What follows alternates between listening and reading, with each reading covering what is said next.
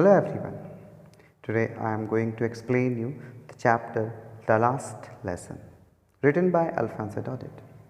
This is very first chapter of the book Flamenco. Before moving ahead, I would like to tell you about the author first. The chapter The Last Lesson is written by Alphonse Daudet, who was a French short story writer and novelist.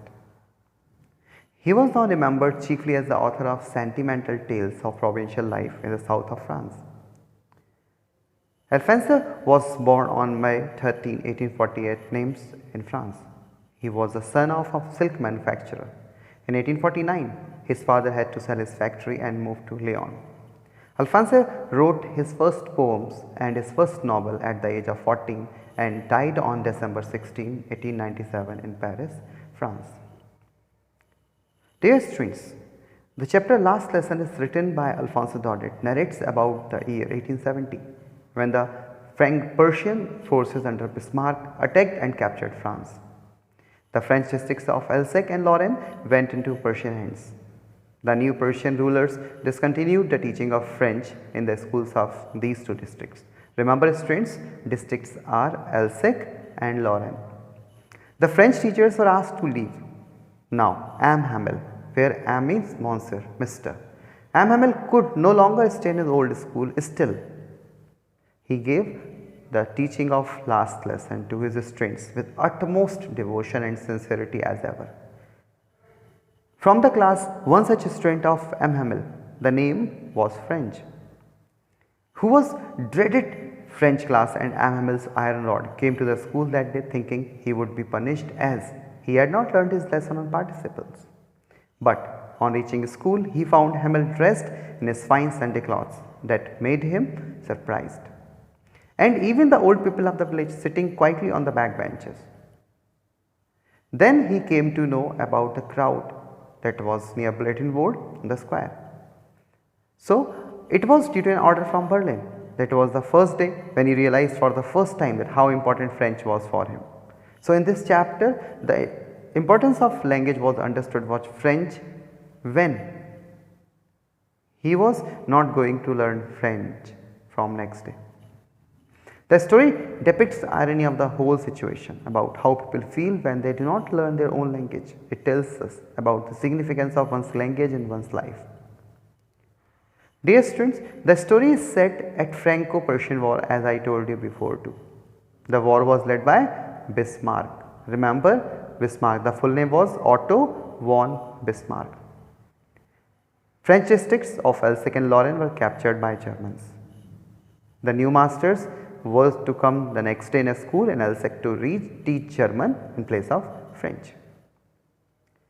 Dear students, if I talk about the theme, the main theme of the story is linguistic chauvinism. That is a devotion for or against something, just based on what you feel.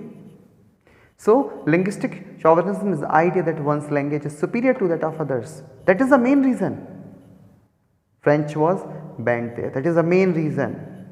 The last lesson very prominently raises the question of linguistic and cultural hegemony of the colonial and imperial powers and their lust for controlling the world and influencing their cultures and identities.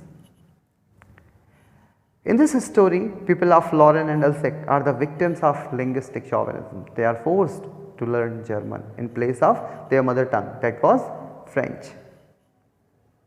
Another theme of the story is that beautifully brings out the human tendency to postpone the learning of things.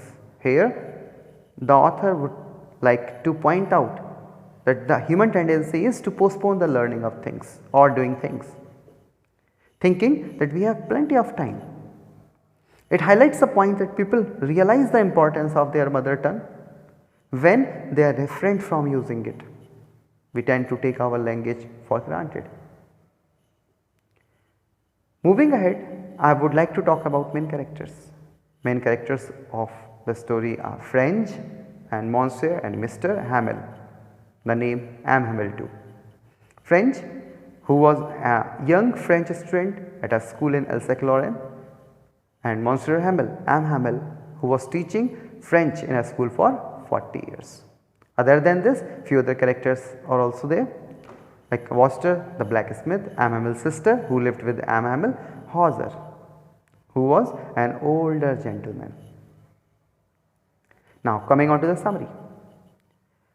The lesson is a first person narrative whose speaker is a little boy named French. The boy is a resident of Alsace-Lorraine district of France that has lately been occupied by the Persians.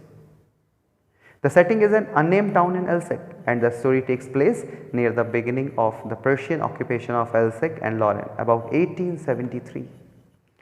Little French is the narrator of the story. One day he got late in the morning. The morning was very fresh and warm. French rushes to school. He is fearful that Amhel will scold him because he is late and has not prepared his French lesson participles. While going out to the school, French passes through the town square and in front of the town hall, he saw a small group of people reading notices posted on a bulletin board. The bulletin board was the place where from last few years all the good and bad news are coming. So few people told, "No need to hurry, French," thinks that Wasser is teasing him. Out of breath, he arrives at school.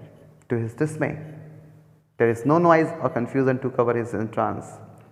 The scene was quite different. Instead, there is silence and stillness of the Sunday. Frightened and red-faced, he entered the classroom. Instead of giving French a harsh scolding, however, Amhel gently directs French to his seat. This was the surprise for French, as French was thinking that Amhel will surely scold French, but he did not. Once settled in his seat, French begins to notice the differences that this day has brought. Monsieur Hamel is all dressed up in his Sunday best, the clothes that he wears when prizes are given or on inspection day. Students, when he saw Amhel, he saw Amhel dressed up in his Sunday best clothes. Those were the clothes that he used to wear when prizes are given or on inspection day or some special things. French's classmates were quiet that day. Then his attention is drawn to the back of the room where villagers are seated and to Hauser there with his old primer spread across his knees.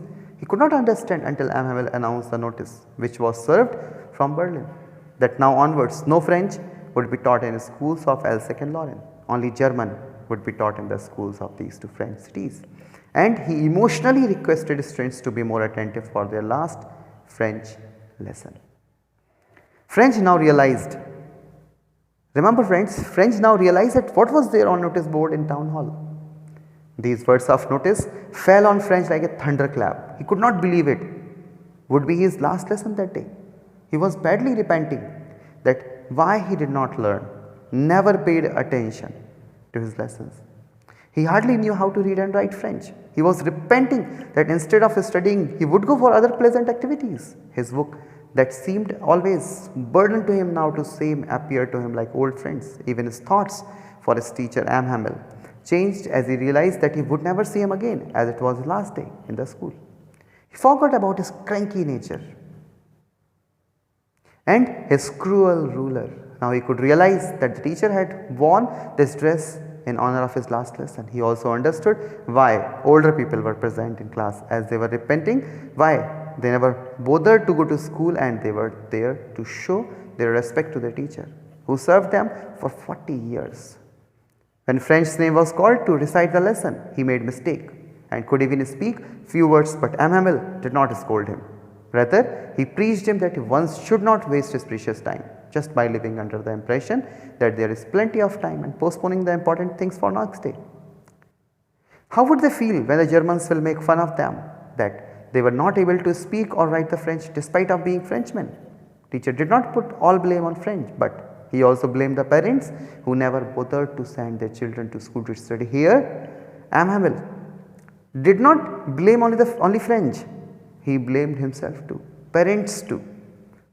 Because instead they put their children to work on farms and in mill to earn extra money. Even he blamed himself that he often would send his pupils to water his plants instead of study at school, and he would declare a holiday whenever he wanted to go for fishing.